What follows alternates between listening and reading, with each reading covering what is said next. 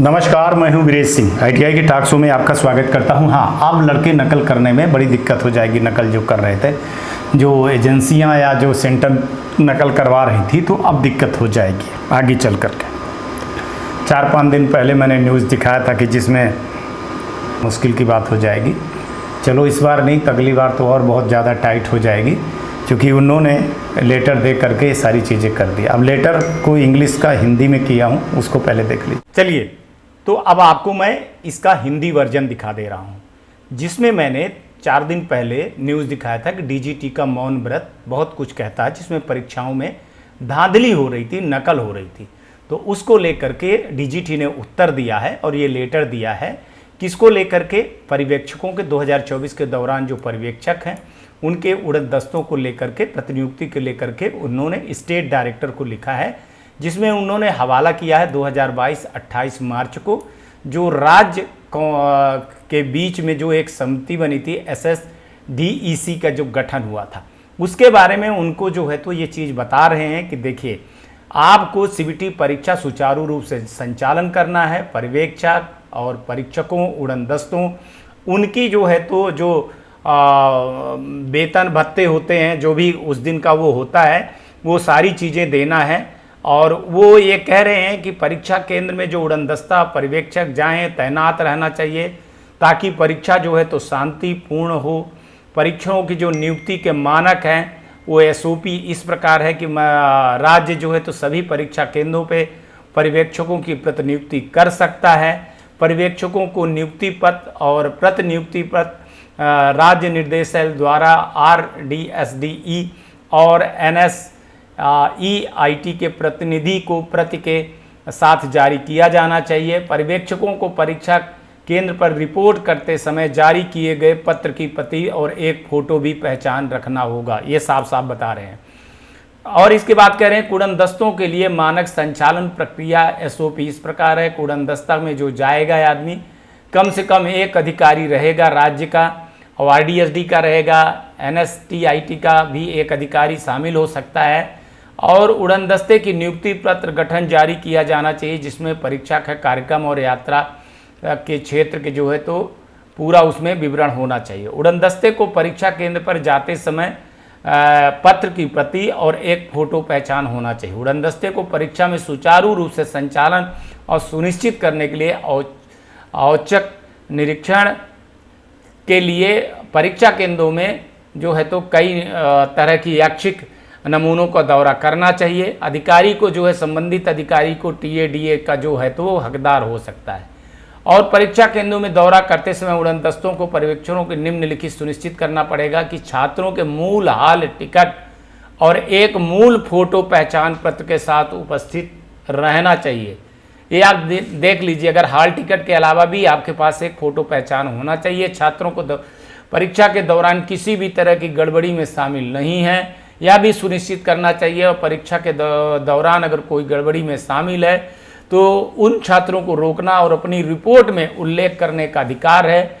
Reporting सिफारिश पर्यवेक्षकों को उड़न दस्तों के दौरे पर 2 दिन के अंदर भीतर SSDC को व्यापक रिपोर्ट प्रस्तुत करनी होगी कि भैया यहाँ पे नकल हो रही है राज्य सरकार को, और ये जो है तो अनियमितताएं हो रही हैं। इसको आगे सुधार के लिए सिफारिश भी शामिल होना चाहिए कि कैसे एग्ज़ाम हो या ना हो, उस पर कैसे कार्रवाई होनी चाहिए, क्या एग्ज़ाम के सुधार होनी चाहिए, उसके बारे में संक्षिप्त रूप से इसमें लिखे हुए हैं।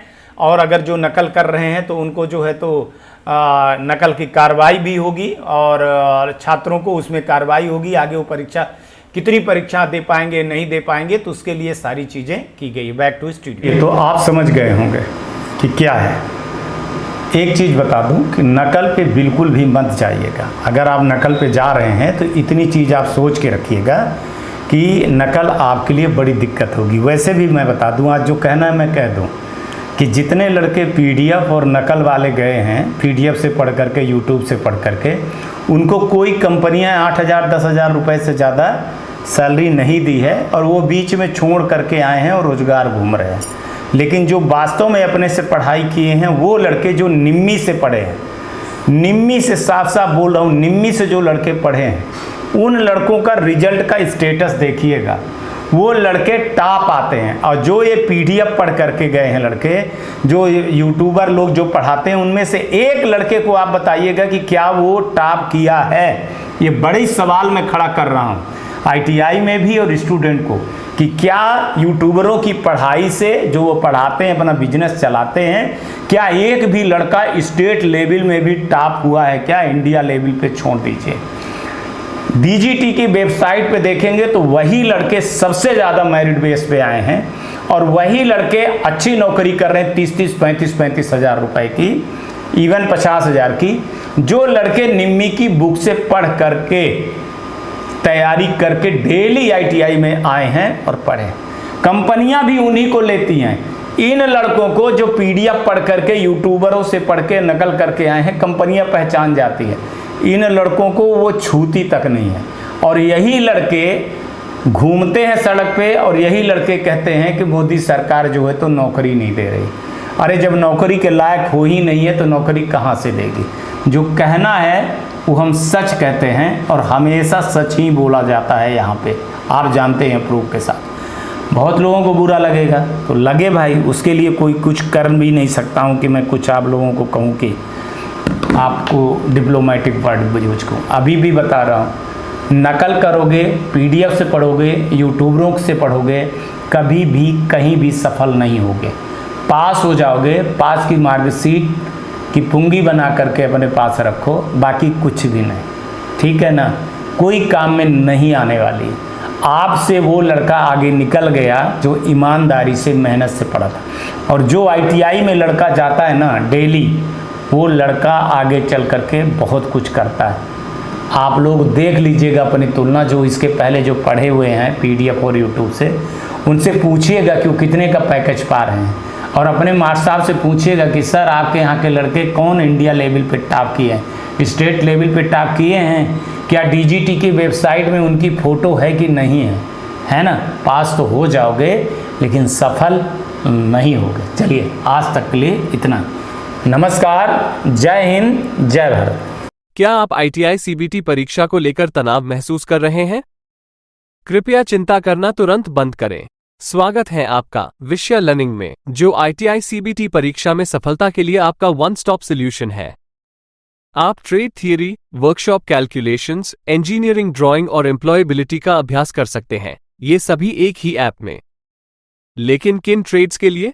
Electrician, fitter, diesel mechanic, electronics mechanic, mechanic motor vehicle, COPA, welder, mechanical refrigeration और एयर कंडीशनिंग। विषय लर्निंग आपको आईटीआई परीक्षा में सक्सेस के लिए उनके विशाल प्रश्न बैंक से कई ऑप्शंस प्रदान करता है। नंबर 1, प्रैक्टिस टेस्ट, इसमें unlimited practice test. Number 2, unit test, सभी सब्जेक्ट्स में प्रत्येक यूनिट के लिए 3 unit test. Number 3, mock exam, आपकी फाइनल परीक्षा के समान प्रारूप में 2 एग्जाम्स। क्या आपको मालूम है, आप नौकरियों के लिए प्रवेश परीक्षा के लिए भी इस अभ्यास का उपयोग कर सकते हैं। अभी इंतजार क्यों? एमआरपी से 78% कम, सिर्फ 149 रुपए में पाएं ये धमाकेदार डील। अभी फोन उठाएं और कॉल करें 7063706303 पर।